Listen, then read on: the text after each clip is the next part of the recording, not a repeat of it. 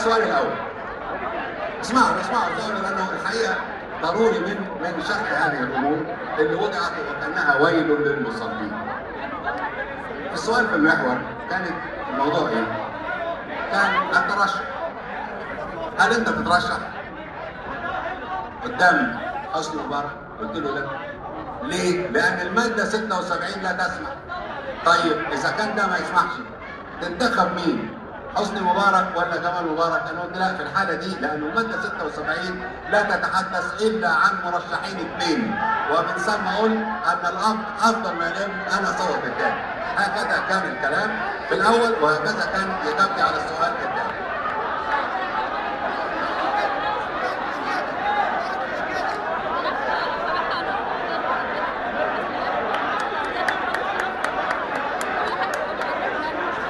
اسمحوا لي هقول لكم اقصى هذه الاسئله سياقه. انت تعلم كل شيء عن فساد مبارك، لماذا تريد ان تصبح مبارك الجديد؟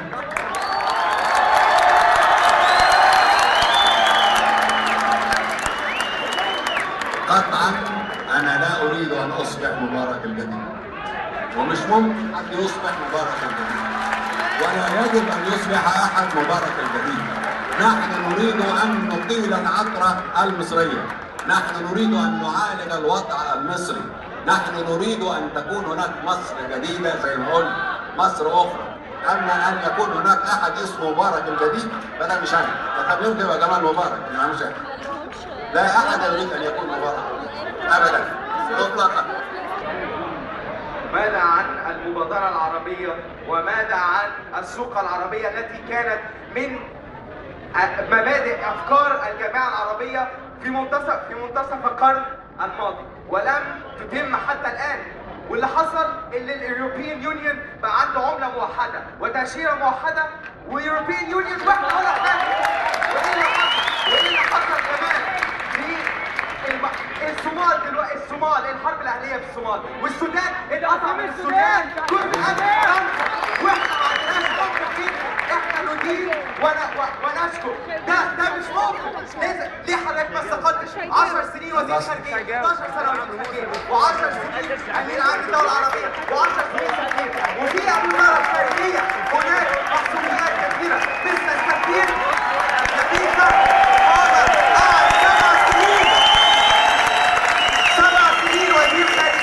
سفير لمصر في واشنطن.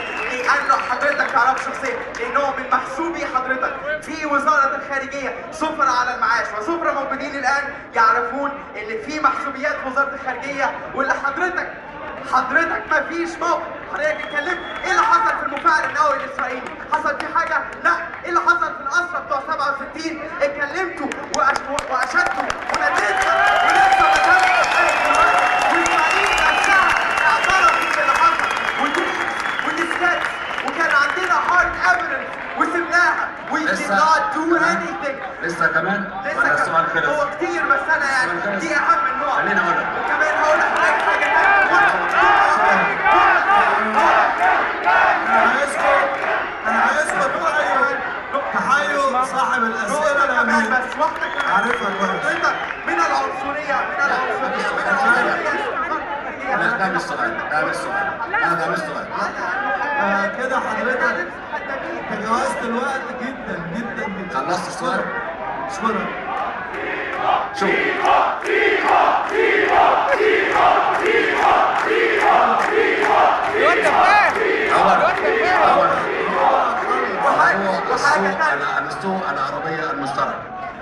السوق العربية المشتركة. السوق العربية المشتركة ليست مسألة تتقرر فتكون. السوق العربية المشتركة يجب أن تقوم على 3 خطوات. الخطوة الأولى اتفاقية تجارة حرة، الخطوة الثانية اتحاد جمركي، الخطوة الثالثة السوق المشترك. الأول اتفاقية التجارة الحرة وهي قائمة. اتفاقية التجارة الحرة بين الدول العربية فيها 18 دولة عربية وهي قائمة، هي تبادل الحر للتجارة والسلع بين الدول. الاتحاد الجمركي مقرر له سنة 2015. السوق المشتركة مقرر لها 2020.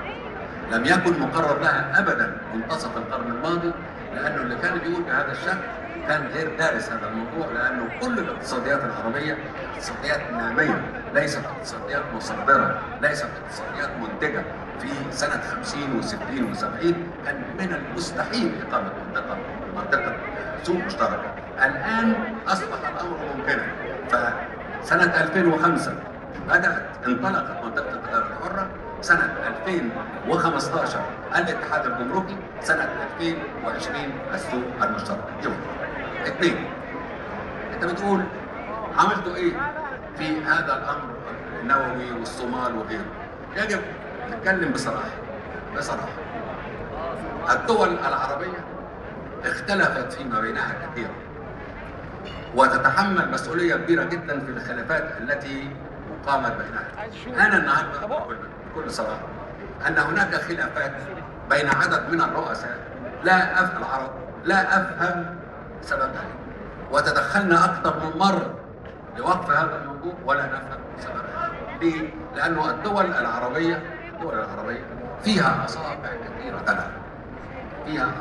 كثيرة تلعب، فيها مؤامرات ومناورات تفرض. الجامعة العربية حاولت كثيرا أن تقف.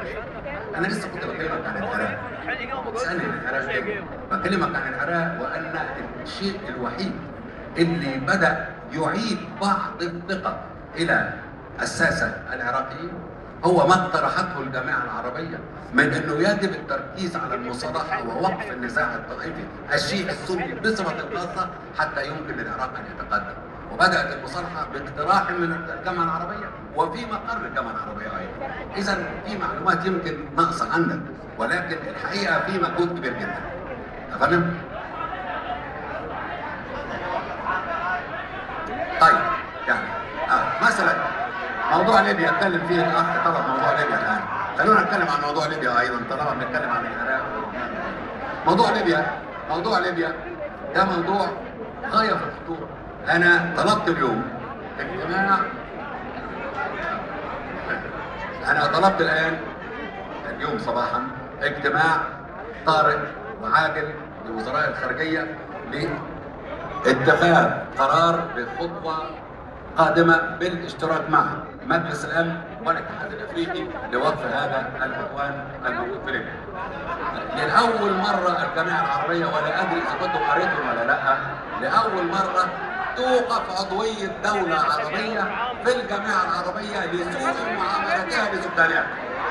مش لأنها وضع سياسي، إنما لسوء معاملتها للسكان، لسوء معاملتها للأهل والمدنيين الموجودين. ده خطوة لم تكن يمكن أنها تتخذ إلا لأن الجامعة العربية أصبح لها سياسة، وسياسة واضحة باحترام حقوق الإنسان الخاصة بالإنسان.